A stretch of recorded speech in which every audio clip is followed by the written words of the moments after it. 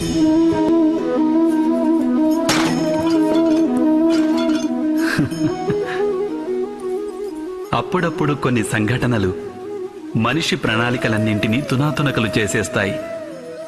దాంతో మనిషి ఆ దురదృష్టానికి తన జీవితంలో కీలక స్థానమిస్తాడు. మానవ భవిష్యత్తు అతడి ప్రణాళికల ఆధారంగానే ఆవిర్భవిస్తుందా? కాదు.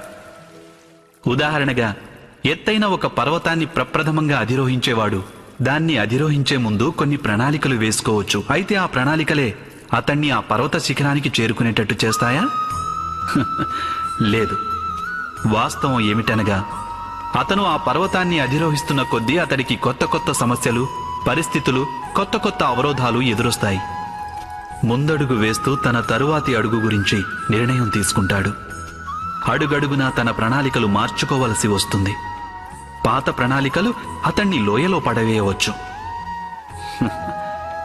అతడు పర్వతాన్ని తనకనువుగా మలుచుకోలేడు.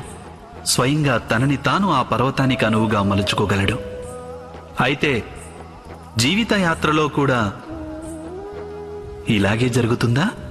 మనిషి తన జీవితంలో ఎదుర్కొనే కేవలం ఒక్క అవరోధాన్నే, ఒక్క సమస్యనే తన జీవితానికి కేంద్ర బిందువు అనుకొని తన జీవిత గతిని నిరోధిస్తే అతడికి జీవితంలో సాఫల్యం లభించదు.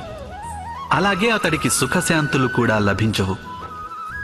అనగా జీవితాన్ని తనకనువుగా మార్చుకునే బదులు స్వయంగా తనని తాను జీవితానికి అనువుగా మార్చుకోవడమే సాఫల్యానికి, సౌఖ్యానికి సమగ్రమైన మార్గం కాదంటారా?